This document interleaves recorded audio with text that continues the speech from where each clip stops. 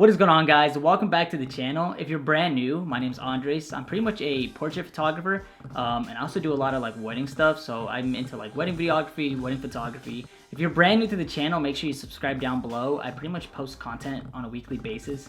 Anything dealing with like photography, videography, and just like content creation. So if you guys are into that, make sure you subscribe down below. So for a while now, I've been wanting to do a video basically talking about what camera bag I use and a little bit of the camera gear I've been using.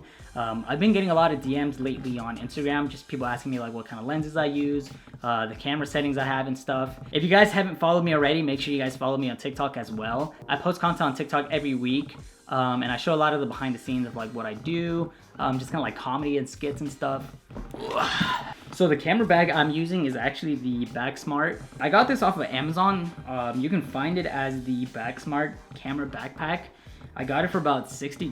So I'm gonna show you guys this real quick. I really just wanted to get a very like small, like casual backpack. Every other camera bag I've had, I felt like it's very like bulky, just very big. And I wanted something a little more minimalist. One of the things that I've been trying to do lately is not carry around as much camera gear.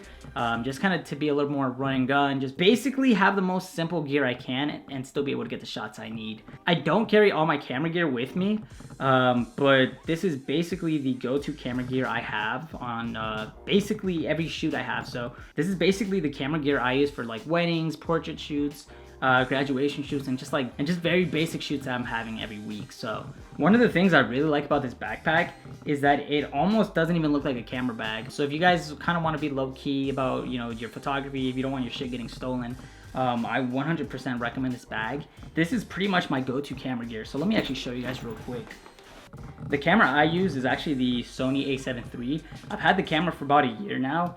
I actually started off shooting on Canon. I started off on the Canon T7i, and I probably used that camera for about 2 or 3 years with like photo, with video. And I decided to make the switch to Sony after seeing like all the specs they had. Some of the things I wanted was basically 4K, be able to shoot 120. And one of the things that I do a lot is color grade. So I want to be able to shoot in a very flat picture profile, just to really expand my dynamic range and stuff. So this is the camera I'm using. The lens I have on it is the Sigma 24-70. I'm actually using the MC11 converter. This pretty much lets me use a Sigma lens on a Sony body. So I really recommend using this converter if you're using Sigma lenses, just because it is on the cheaper side. I think the converter was about $200, maybe a little bit less. And I use it with my Canon lenses too, so I actually use a Canon 50mm too, and it works just fine for photo. I've noticed that it works really well with the 24-70, so honestly I've been shooting all my weddings using just this setup alone. I know Sony recently announced and released the a7S III, but I decided that I'm going to wait off to upgrade, just because everything I need this camera has.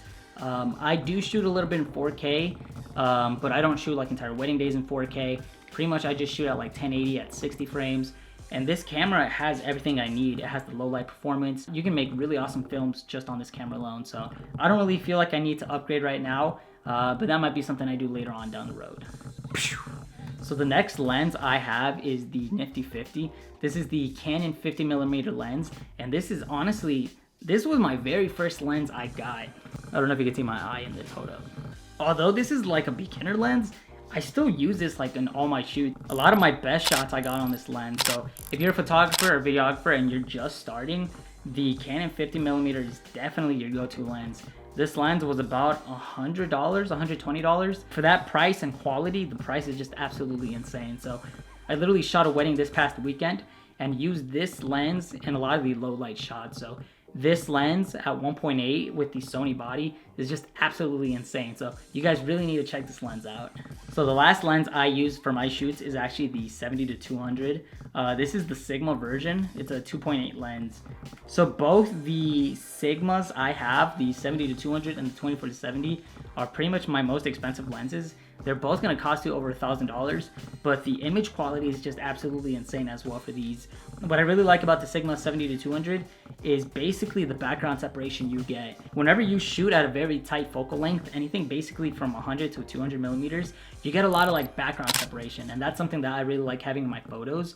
A lot of the shots I get, that's basically the look I'm trying to go for. So a lot of background separation, a lot of bokeh, And there's two ways to really get that. Either use a really fast lens like a 1.8 like the Canon, or use something that's very zoomed in like the 200mm. And the aperture on this is actually 2.8, so you still get a lot of very good low light performance with this lens. Look how beefy that is. Hold up, I need to show you guys something real quick. Okay, so this is, honestly, this lens is pretty fucking heavy. Pretty much when you get this lens, it kind of comes in like this. You actually have to mount the tripod onto the lens itself. That's how freaking heavy this thing is. I've never dropped this lens. This lens is so heavy, you can actually use this as like a weapon. A lot of the headshots I've taken, I've actually used on this lens. If you're into like headshot photography, studio photography, this is honestly your go-to lens. For weddings, I also use this lens whenever I'm shooting a ceremony. So basically, whenever I don't want to get too close to the couple, or whenever I want to get very detailed shots, maybe like the rings, maybe when they're pouring over sand, this is honestly a very solid lens because it pretty much lets you get a lot more closer to the action. The last thing I have in my camera bag is actually my Mavic drone. A lot of the gear I have, like I mentioned before, is very like run and gun. So the fact that this drone could fold up so easily was pretty much a game changer for me. I've had this drone now for about 2 or 3 years. This is actually my very first drone and I still use it to this day. Like I mentioned, what I really like about it is that it's so compact and foldable. And I can't tell you how many times people at weddings get so excited when they see me pull this out. For the size of this drone, the image quality is just outstanding. Whenever I do shoot with this drone, I always shoot in 4K just because the sensor is so tiny. I pretty much shoot in log and I also shoot in 4K just to have the best quality possible.